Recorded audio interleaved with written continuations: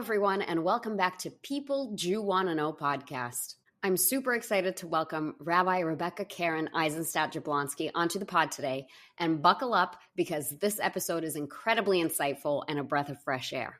Rebecca, or Becky, is a rabbi, author, and private educator. Her debut memoir, Confessions of a Female Rabbi, Relevant Religion in an On-Demand World, was released in 2024 by Viva Editions and Simon & Schuster. She is also an author-contributor to On Being Jewish Now, which will make Rebecca our fourth guest that has contributed to that book. I'm telling you, that book is a podcaster's goldmine. I have gotten such amazing guests from there, but I will say that I learned of Rebecca not through the book, but through Daniela Rabbani. Daniela always connects me to the best people.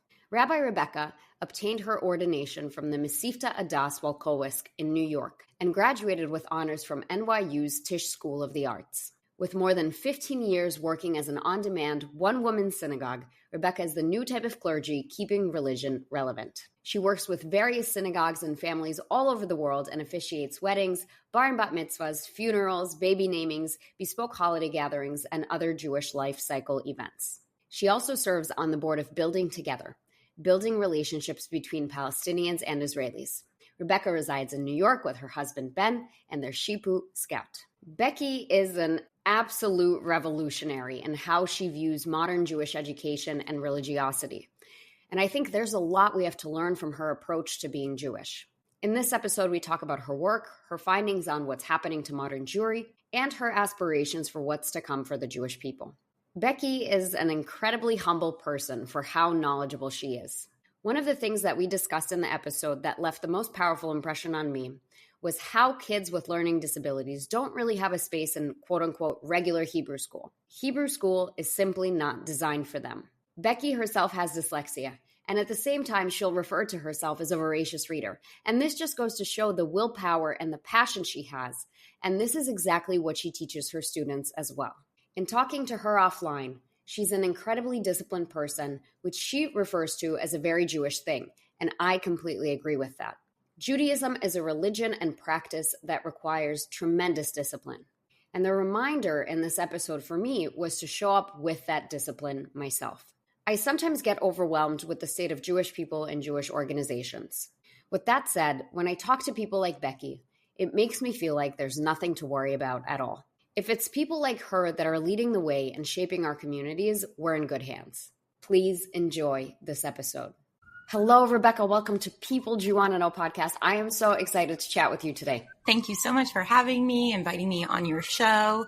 Congratulations, Mazel Tov, on your 1-year anniversary of being in the business of bringing interesting Jewish people to a wider audience. So thanks for having me. Thank you. I really appreciate that. Rebecca and I are recording this right the day after I had my 1-year party of the podcast, which I posted about on social media. It was so much fun. It was so much fun. It was a great event. Over 100 people showed up. The food was good. The music was great. People got to schmooze. It was perfect. And I'm so excited for what's next. With that said, Rebecca, to turn it back to you, I have my first question for you. Tell us about yourself. What do you do and how did you get there? Well, my name is Rabbi Rebecca Keren Eisenstadt Jablonski, but most people just call me Becky. And you are free to call me Becky as well. And I am a rabbi, an author, a private Jewish educator, and sometimes I call myself a Jewish life concierge. And I really am a new model of clergy. I meet people where they're at, and I try to bring them into the religion with a religious goal. I find that many people in the New York area and really actually all over the United States and the diaspora in general, they're looking for ways to still mark major life occasions within the Jewish tradition and Jewish context. And they have some Jewish background, but it is likely that they have already what I call de-shuled, or they're actively de-shuling, meaning they don't really feel a connection with a home-based synagogue or a home-based community center. Actually, the majority of American Jews are such. So I try and bring them in, and I try and mark the joy of being Jewish, and Jewish actually religiously, not just as an ethnic group and a peoplehood, but really as a group of practicing people that find meaning in spirituality and in tradition. So that's my life's work. I'm always getting Jewish around town. I walk into people's homes or their offices, depending on where they are. I say, let's get relig. And I meet them maybe for an hour, sometimes 2 hours, and prepare them for whatever Jewish goal they have. I mean, you have extensive Jewish education. You've gone through a lot of school to learn how to be a rabbi. And you live a pretty observant lifestyle, but at the same time, it's very modern. And you will even call yourself Hipsterdox. So can you talk to me about what does that look like? And as someone with extensive Jewish education, why did you settle where you settled in your Jewish identity? I think labels are used by other people to try and figure you out in a quick way. But I think that all human beings are complex, and I really hate labels. That's something I've always hated, and I've always been a pretty free spirit. Even though I grew up going to Jewish day school my entire life, I didn't really meet non-Jewish people until my first summer camp that wasn't entirely Jewish. Although I would say it was probably like 85% Jewish. I never had any interaction with non-Jewish people. So I grew up in Washington, D.C. And in Washington, first of all, there aren't as many Jews as there are in New York. And so there's not as much separation between the denominations. And even within my family, there were more observant family members and completely secular family members. A little background even more, my mom made Aliyah when she was in her college years. And my father grew up in a very observant home, although it was egalitarian in the Washington area. And my parents met when she was doing studies in Missouri, and they only dated for a short while. And then my mom moved back to Israel, and my dad chased after her and proposed. And the agreement, Jewish people are people of agreement, the Brit. So the agreement between my parents was that they would send their children to a Jewish school so that they would learn to speak fluent Hebrew. That was my mom's greatest concern. And when you send your children to Jewish day school, and to any school really, you don't necessarily know what they're going to turn into, but you hope that that school has some broadcasted values that sit well with you. Well, so my parents sent us to religious schooling, and it happened to be that my sister and I actually became more religious than our parents. And we decided, we grew up in a kosher home, but then like one uncle put cheese on a burger in the house. And my dad was like, that's it. We're going to stop keeping kosher for a little bit. And then my sister, after her bat mitzvah, vowed to keep kosher, and myself as well. And then once there were two of us, my parents went to the Mikasa outlet and bought all new dishes, etc. And the house became kosher again. And actually now my parents are more observant than me. But so I grew up in a very fluid way. And I grew up with the influence of incredible teachers. Many of them were Israeli women who taught me modern Hebrew, and rabbis who would teach me either rabbinics or Tanakh. Sometimes the Israeli women would also teach us Tanakh. I never thought it was possible to be a female rabbi because I never saw that. What I did see was that women were incredible teachers and nurturers, and the men were incredible leaders. So as I navigated moving to New York City, I went to NYU, I wasn't really sure where I fit in. And I didn't fit in with the modern Orthodox Jewish student group because I went to the performing arts program. We still had class during Shabbos. I couldn't attend anything that was in my student Hillel. And I was trying to figure it out. Likewise, when I would meet people to date, I would meet mostly the Jewish, I've never dated a non-Jew in my life, but I met somebody who Jewish life wasn't important to them because I didn't meet them in the kosher dining hall, in the student union, for example, that had mostly the Jewish kids and the observant kids. And I kept struggling to find, well, how do I make this work within myself? I speak fluent Hebrew. I'm learning Yiddish. I keep all the holidays. I keep strict kosher. How am I going to be this young woman? And I dabbled here and there. I dabbled with Chabad. I dated somebody who was Haredi and ex-Hasidic. And by that, I mean, we read the same books for 2 years and that was it. Maybe we saw a movie occasionally, but that was the dating. And I really tried on different identities. Where I've landed, sorry for the long answer, where I've landed is that I enjoy marking Shabbat, but I do not keep Shabbat strictly. I have gone through periods in my life where I have, but this is where I'm at right now. And that might change, by the way. But the nature of my work, and the nature of really every rabbi's work, is that they work on Shabbos. They work Friday night services and Saturday services. And it's really hard for me to do my job, which I feel is my purpose. A lot of your episodes have to do with purpose. So working in the way that I do is fulfilling my purpose. And it's more meaningful to me to be able to serve Jewish people than the meaning I draw and derive from actually keeping strict letter of the law. But I dress, I would say, like cute and sexy and modern, but I still dress modestly. And I'm froom chic. Froom chic. You know, some frum people would say I'm not frum enough, but sure. Yeah. And I was even at an event this week it had to do with real estate, something my husband was doing. And a man came up to me thinking that I was actually wearing a wig because I was dressed frum chic, and he saw that I was married, and I guess he overheard something I said. So he knew I was like, could sprach, which means like Yiddish for like, talk. And then when I told him I was a rabbi, it like blew his mind, because then he was like, oh, so you're reform. And I'm just not any one thing. So I call myself Hipsterdox. And I think a lot of hipster people have their own core values that they hold very strongly, and they're flexible about a lot of things. And that's how I feel I am. And that's how I practice. And I have the background to teach any type of family and any type of denomination, but that's what I choose for myself personally. I love that. I have so many questions. What I'm curious about is, in August 2024, you wrote a book, Confessions of a Female Rabbi. From my understanding, that book is your reflection on the modern landscape in some sense for the Jewish people, your takeaways from serving different families as the Jewish life concierge. As a rabbi, rabbis have a unique opportunity to see the larger scale picture that individual Jews within the community don't. Rabbis see trends because they work with many people, many families. They're our pulse on the market, quote unquote. So this book, Confessions of a Female Rabbi, what was the message that you wanted to share, and what can readers expect from the book? The book was a long time in the making. And when I finally sat down to write it, about my approach to bringing Judaism and tradition to life's most meaningful moments, I really wanted to discuss what was happening right here, right now, even within the last 4 years, the last 5 years, post-COVID era of Jewish life. There are so many studies out there. I would say the Pew Center for Research is really the gold standard, and that's what everybody goes to. There are so many studies that point to the decline in religiousness. I also happen to have read a book that talks about the Christian decline. It's called The Great De-Churching. In that book, it goes through all the reasons why people are leaving the church by the millions within the last 25 years. And I felt like there was nobody really talking about what was happening in the Jewish world.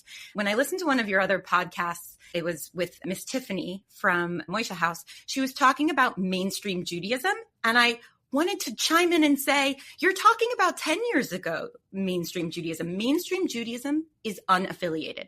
37% of American Jews are Reform. 11% are conservative, and that is rapidly declining. 9% are Orthodox. 4% are Reconstructionists. And the rest, that's 39%, the largest part, are unaffiliated. So what are we going to do with them?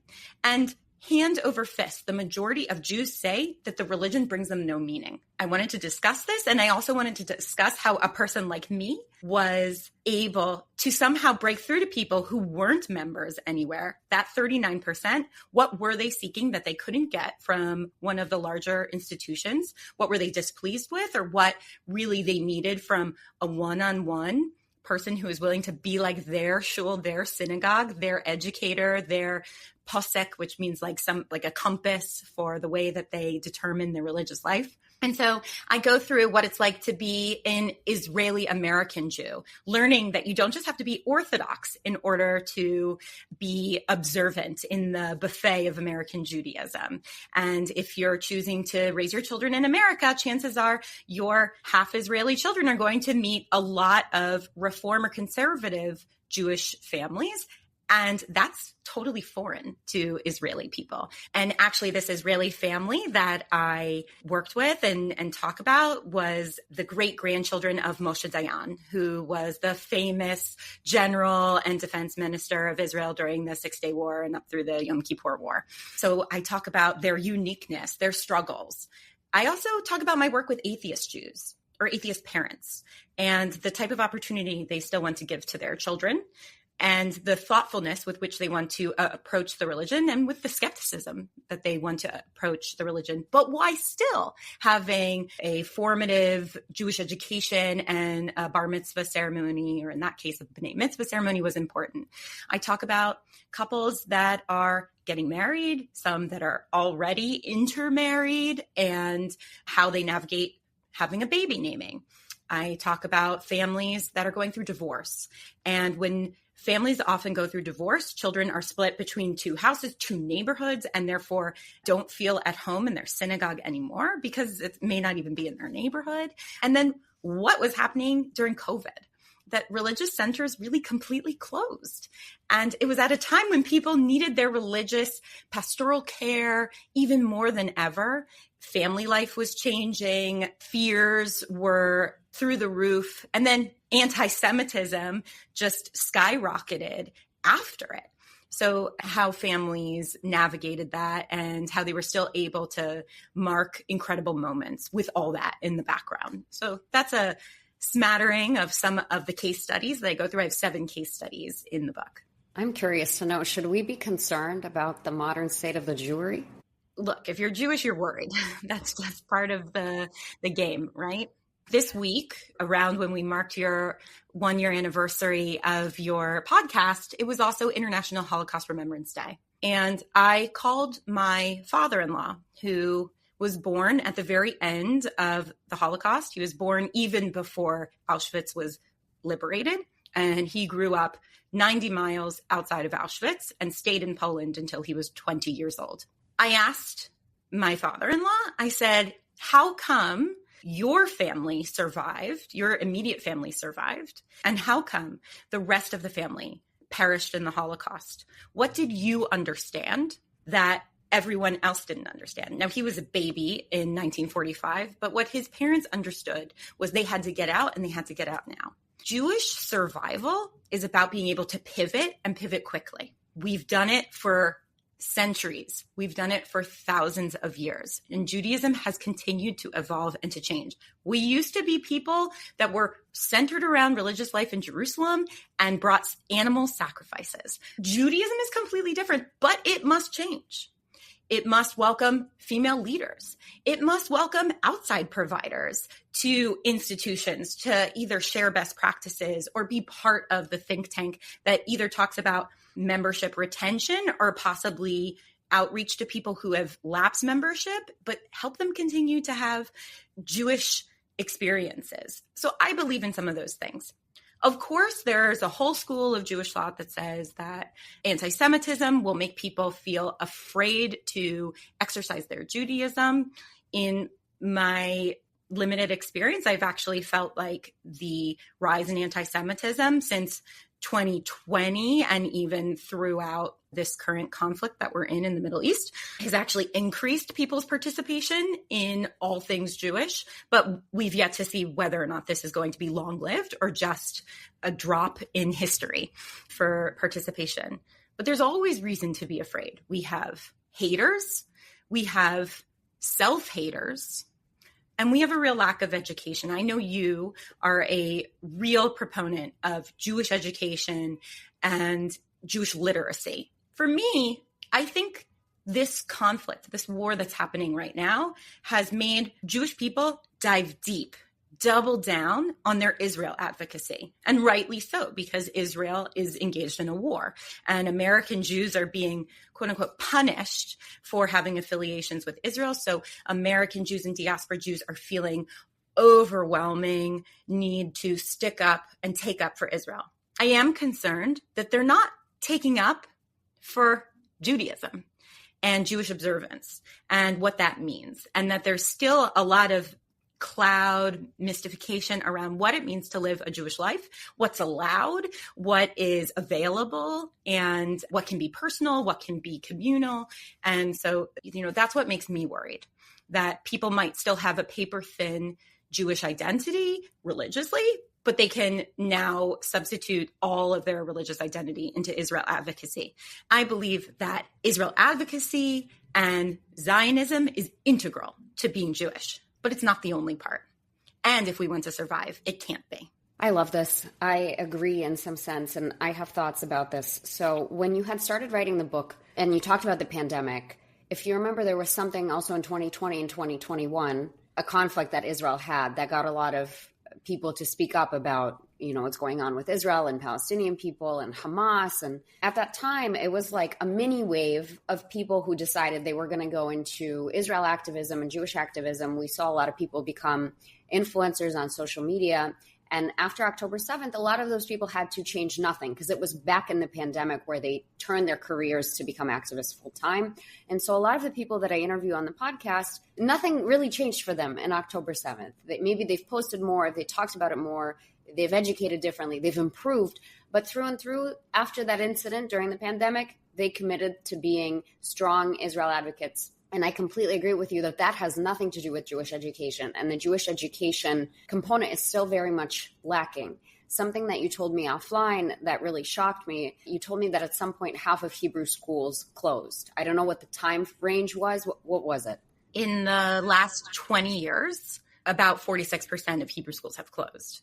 What I talk about in my book about de-shuling, the word shul means school, because the synagogue or the place of worship also had this cheder component, also had a space for Jewish learning. But the model of Hebrew school education doesn't work for modern people, certainly not busy modern people who might have multiple children. It means their Hebrew school days are possibly different for different types of children. They no longer live walking distance to their shuls. That was a function of orthodoxy. But now there are people who belong to a shul that could be 45 minutes away. If you're a parent that has multiple children or a job, it's impossible to arrange pick up and possibly balance other school activities. You may also go to school an hour away from where you live. There's so many components as to why Hebrew school model doesn't work anymore. And I also talk about, listen, you were a Hebrew school educator, so your students were incredibly lucky to have you. And I don't even know if my students were that lucky to have me, because I would be so frustrated with the lack of retention or attention after a long days of school that I wasn't the best Hebrew school teacher. I was mostly just a really frustrated young person and overtired in New York City. I understand why Hebrew schools are closing. And some receptionist somewhere, probably in 1979 or 1983, told a mom that it was okay if the child came only every other week. And whoever did that, whoever said attendance was optional, ruined it all for everyone. Because just like a kid knows, they can't play in a basketball game if they didn't go to their practice, or they can't play in the hockey league if they don't show up to learn. Somebody told them attendance is optional. You can still be enrolled. You'll still have a bar mitzvah one day. And so people are smart and people prioritized other things that were required of them. And it could be that, listen, everybody has like that orthodontist appointment you just can't move, or a broken arm, or chas v'shalom, a terrible thing that happens. But when that receptionist somewhere said that, it made synagogue life less consequential, less relevant to families, not even talking about the families that were turned off for some real offensive reason, but synagogue life became replaced with other things, and so much more after the pandemic, right? Because synagogues were closed, or they were limited to 25 participants for a year. So if you weren't the top 25 because you weren't a donor, or you weren't, somebody on the board, or you weren't having your simcha that week, you were told you cannot come to synagogue. So do something else with your Saturday morning, or do something else with your Friday night. And people will do that. People adapt. Survival is about adapting. And so now that the synagogue did that for some people, 3 years of not doing in-person Hebrew school. I mean, bonkers. So of course the children have found something else to do with their time. Yeah, I completely agree. And I see that very much as a Hebrew school teacher. To tie the thread back to what I was thinking about when you were speaking was when that conflict during the pandemic happened with Israel. Me as a person, what I did is I posted about it. I educated people. I had debates and discussions, as I always do when anything happens to Israel. But I didn't change anything about my Jewish lifestyle, to be honest. I've always been a very knowledgeable Jew, above the average, I would like to think. I've taken all sorts of religious classes, but I don't really do anything. I'm not an observant Jew in practice, even though in knowledge I am, like theoretically, but in action, very little. after October 7th, something radically changed in me. And I started lighting Shabbat candles. I started making sure that I went to Shabbat every week.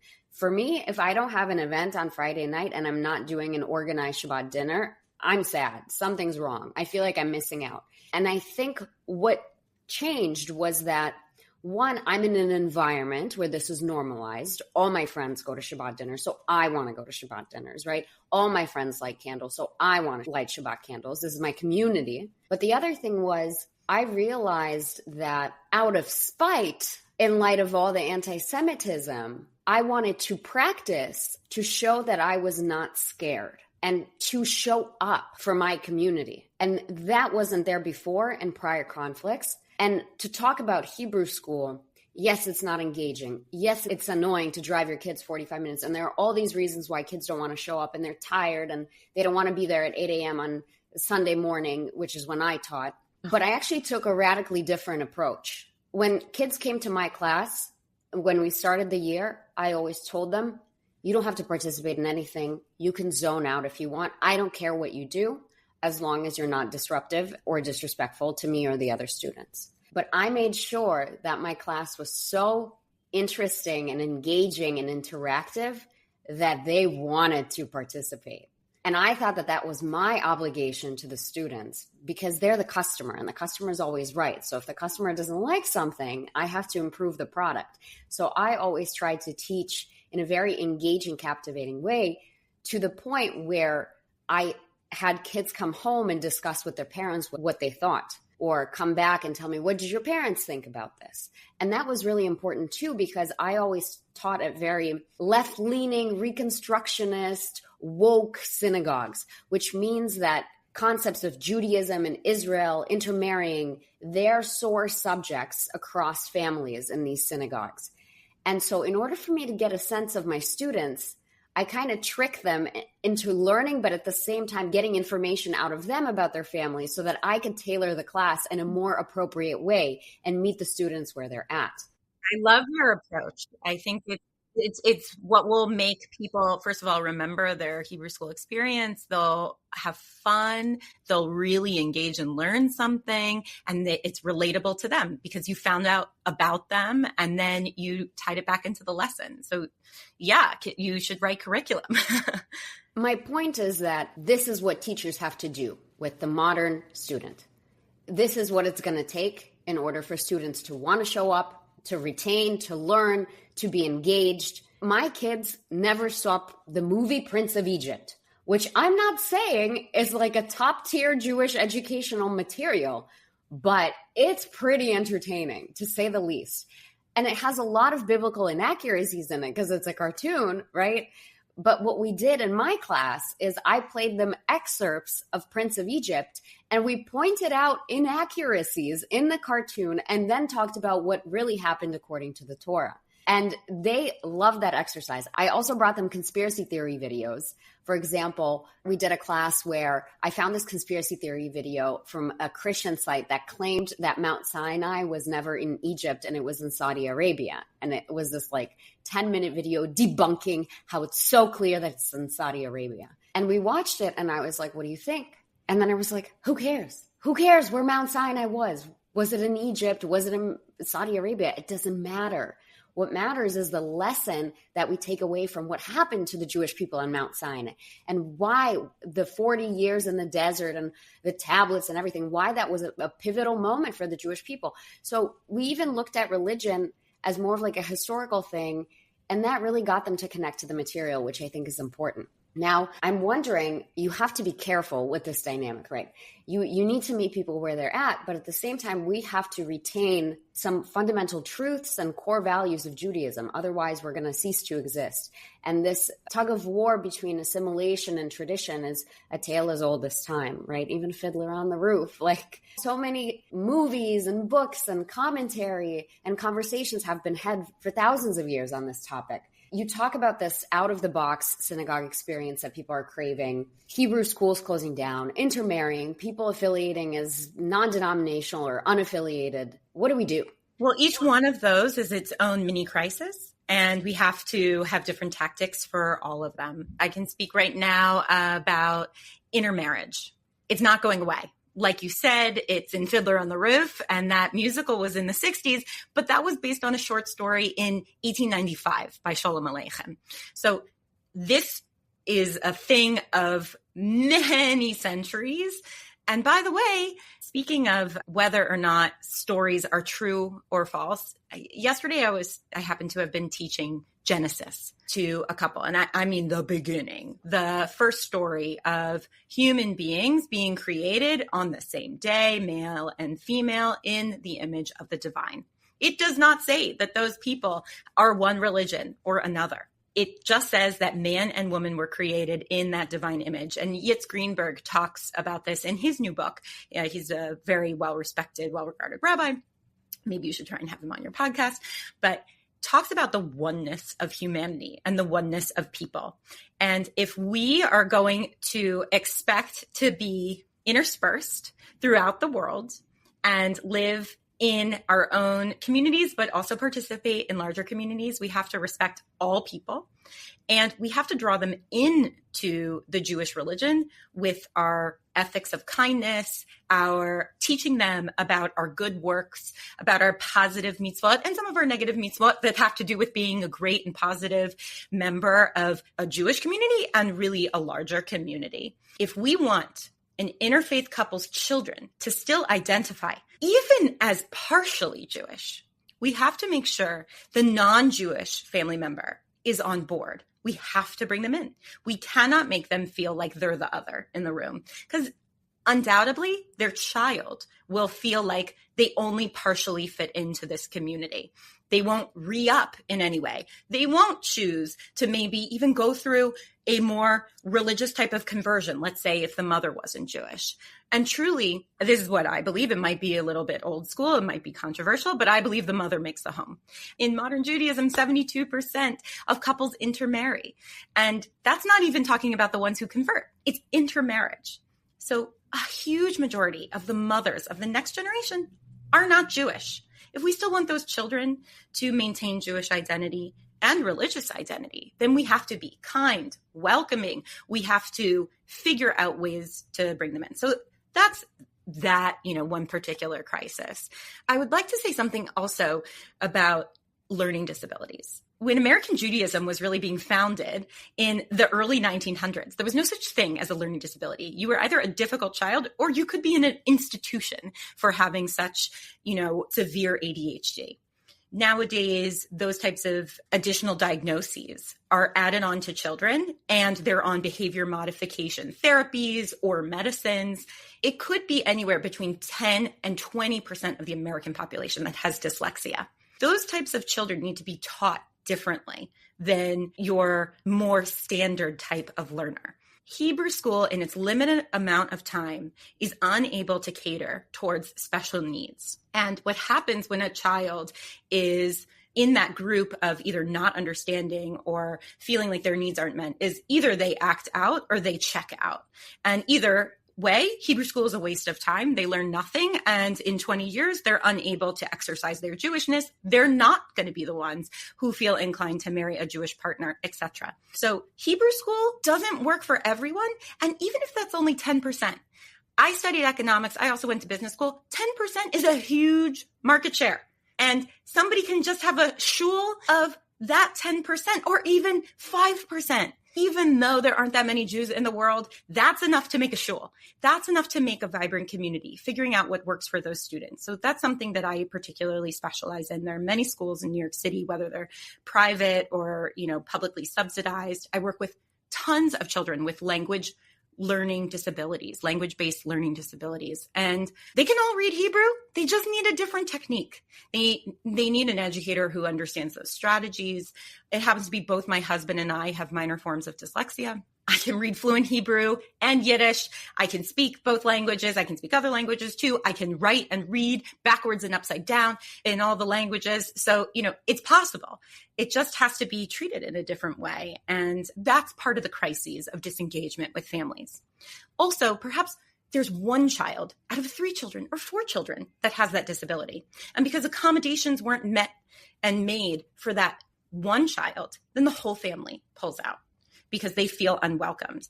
And like I said, this is a huge market share. I'm not willing to lose the market share. Institutions, it's not their fault. They can barely handle it because so many have merged or closed and absorbed other members, and they're understaffed. Even the synagogues that have 6 rabbis on staff and cantors, etc., their community needs them. They have to be at funerals and shivas and weddings and educating and their individual learning. Like, when did I even have time to write this book when I'm a one-woman synagogue, right? So rabbis have so many demands. The administrators have so many demands. They can only do what they can do. It just means that there's room for other things. So that's some of the things that I talk about in my book and strategies about the types of crises that are facing American Jews. I think this really opened my eyes in a lot of ways, like sincerely, on how the Jewish community operates, because I don't get to see some of that to this extent. Even as a Hebrew school teacher, I only had one class. I had a special needs student and they had an aide, and the aide helped me tremendously because I was never taught to teach special needs kids or how to accommodate for learning disabilities of any kind, even minor ones. I had a crutch, which was my aide. I also wonder, in supporting numerous Jewish families through this time, which is some of the worst events of Jewish history since the Holocaust, what have you learned? I'm really listening to your question. I've learned so much. I have learned that, first of all, you really have to taper your message to each individual, because each family, by the way, has a different way that they want to express this time to their children. I actually don't post socially that much about the war. I do not want people to perceive that being Jewish is equated with victimhood or terrible things happening to them. That is very important to me. But it's why I do not amplify voices that are polarizing, that talk about the negativity that are happening towards Jewish people. First of all, people can get that elsewhere, and people can validate their own feelings of that. But I have noticed that people understand that the Jews are hated, but they have no idea why. They both think it is a new phenomenon, or they think it just started at the Holocaust. They often don't trace it even back to Exodus and Pharaoh, when we have the first time of the Jewish people being persecuted, the first genocidal attempt at the Jewish people through killing all the baby boys, and therefore we wouldn't be able to reproduce and be considered Israelites anymore. There's a lack of understanding of where anti-Semitism comes from, and there's just an overwhelming amount of information towards young people now that everyone hates the Jews or everyone hates Israel. And often they're consuming information on TikTok or even from secular teachers that they don't fully understand, and they don't ask their parents because there's so much distance between parents and children. You have your own room, you have your own life. You have your own phone, you have your own life. So children in particular, and also I find adults, really just want to sit down with a knowledgeable person and ask them their personal questions. I saw this thing. What does it mean? I experienced this thing. Why is this a common thread either in my city or in the world? Why is something happening in Europe? Why is something terrible happening in Australia?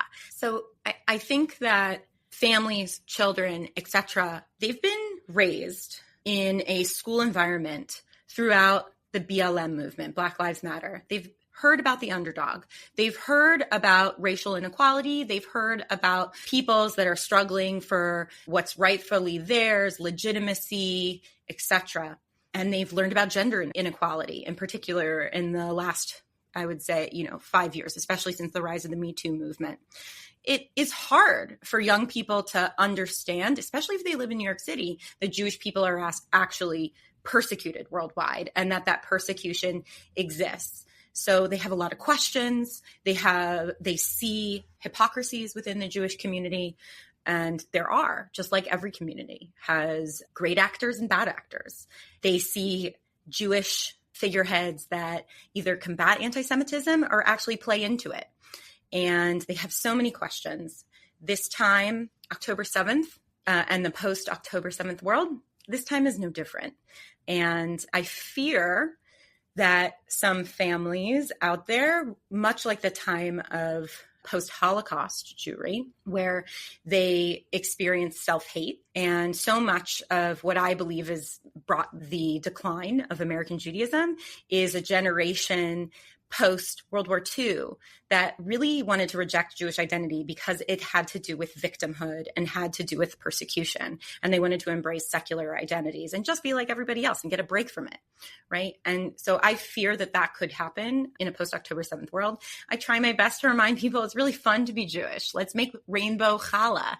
Let's learn how, I happen to love to cook. So a lot of my things have to do with cooking. I also bring my dog everywhere.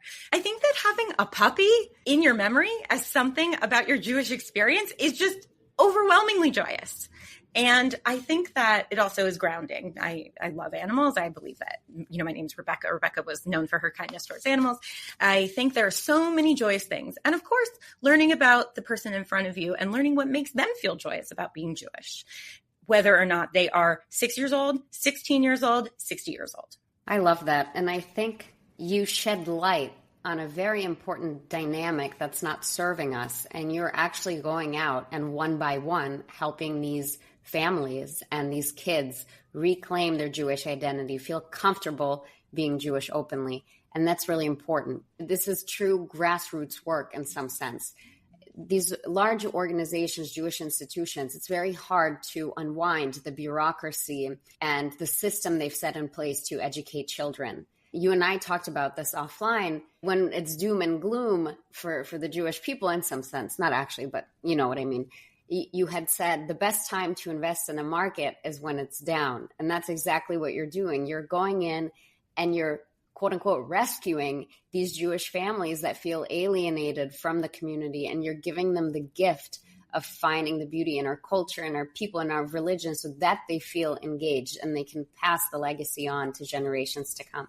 I really admire this work. Is there advice that you have, be it for Jewish parents or young Jewish people, people like me, that are trying to figure out what does the next chapter of Jewish life look like for them? I think that, like all things, people should try a lot.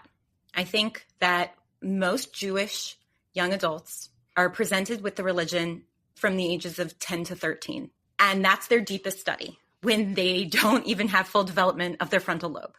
And then they've sort of set out a path after their bar and bat mitzvah experience. There's a lot to be said for that experience, but it doesn't end there. You started this by asking me about my education. I have learned so much, and I learn every day, and I read voraciously. And as a Hipsterdox Jewish person, I allow my practice to evolve and change as well.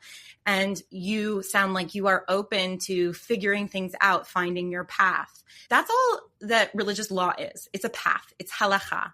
And if you fall off of that path, it's not like Google Maps, when you make the wrong turn, doesn't reroute you. There's a way back.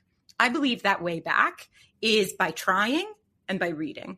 And whether or not that means you're going to pick up English, Hebrew version of the Tanakh and you're going to study, or you're going to read the Tanya, which is a core text of the Hasidic movement, or you're going to synagogue shop and shul shop. You may not, you have listeners all over the globe, so not everybody has that luxury, right? But taking ownership of your education and Jewish education. It's not just all about Israel. It's not just all about the Holocaust. It's not just all about the Middle Ages or the Spanish Inquisition. There's a lot there. I mentioned earlier about Genesis, just even starting at the beginning and all the things we can learn from that first story of creation. We learn that we should rest on the Sabbath. Try Shabbat on. See what that's like. Maybe start lighting candles, maybe organize meals. I have a feeling that observance begets observance. It's a similar idea within the Lubavitch community that giving, tzedakah, begets giving, right? That's why the Lubavitch Rebbe and all of those Jewish organizations were such proponents of tzedakah, and even having a little pushka or a little tzedakah box at every single place that a Jewish person would go to, be it a store, a synagogue, etc. Even if you give a penny, it will make you continually give a penny. Give charity, give tzedakah to, by the way, Jewish organizations, because only Jews are going to support Jewish organizations. Non-Jews will support the other ones too. And Jews will support those too, but especially make sure you give to Jewish organizations and continue to give. It's not just a one-off. Religion isn't a one-off, it's a discipline. Just like you mentioned about your Shabbat observance this past year, just like your podcast. Who knew that your podcast was going to become this like incredible anthology of interviews with different people? You started it a year ago and you've had the discipline to continue it. So Judaism requires that discipline, and it also requires now. It doesn't require, I'll do it next month. It's not like a diet where you say like, well, I'm going to have my last little meal or my last, time being whatever type of version of you that there is without Jewish education. If you're listening to this out there in the universe, listen to the next episode. Find another Jewish podcast. Find another source that you can vary your interpretation of. Listen, Rebecca, if you decide to teach a master class or a class of any kind, I'm signing up. And how can people connect with you on social media and learn more about your work? Well, first of all, you can buy my book. It has audio coming out soon, but there's an ebook. And of course, there's the paper copy by Viva Editions distributed through Simon & Schuster. It's called Confessions of a Female Rabbi, Relevant Religion in an On-Demand World. You can also find me on Instagram at My Hot Rabbi. And I'm on TikTok sometimes, but like that thing's going by the wayside. And really, if you just see a girl with long, glamorous hair and a Shih Tzu poodle walking around with something that looks like a giant hockey bag, but it's actually really a Sefer Torah on her back on Park Avenue, it's probably me. I get bumped into all the time. People say, that's the rabbi with the dog, or that's my hot rabbi, or bar mitzvah tutors. That's my dog's Instagram, bar mitzvah tutors. So that's how people can find me. Amazing. And thank you so much for doing this. I have one final question for you. It's one that I ask every single guest of the podcast. Who would you like to nominate for People Jew Want to Know? I thought about this because I know a lot of Jews. And you also have had incredible guests. I think that it's important to always hear another side. And I know I'm very pro-Israel. I'm drinking out of a Herzl mug. I think that you should consider my husband and even my husband's assistant. His name is Ben Jablonski, and he is the founder and chairman of an organization called Building Together, Palestinians and Israeli farmers building relationships through economic opportunities. I am now on the board. We actually got together romantically because of my involvement in the charity and by bringing many people to the organization, learning about positive works that Israeli farmers and Palestinian farmers, not Arab Israelis, but Palestinian farmers want to do to work together and build towards positive relationships that will bring about a lasting peace. I think right now, nobody wants to talk about peace, rightfully so. We're all traumatized on either side of the aisle. But there are groups that are doing the hard work when nobody wants to talk about it, that are bringing people together. I remember the Monday after October 7th, sitting with a Palestinian member of this charity and doing a Zoom with a kibbutz in Israel that was very impacted by the horrors of October 7th. And we were all sitting in a Zoom room of Shiva together. There are people out there who want peace. There are people who have actual practical ideas how to bring it about. And there are people who are not extreme, both not extreme Jews and not extreme Palestinians. There are people who want better lives for their children and grandchildren. And so I bring you Building Together. My husband happens to have started it. And I would ask his assistant in Building Together, Dima Ghazal, who's a Palestinian American, to also join. I think it would be really interesting. Wow, that's a fantastic nomination. Thank you so much. I think it's really important more than ever to talk to them. Thank you so much for doing this. Thank you for having me. I had such a good time. And I want to set you up with somebody. We can talk about that offline. Okay, we're going to end on that cliffhanger. If you've enjoyed this podcast, please go ahead and rate us 5 stars. Be the first to hear our episodes by subscribing to People Jew Want to Know wherever you get your podcasts. And for exclusive content, follow us on Instagram at People Jew Want to Know.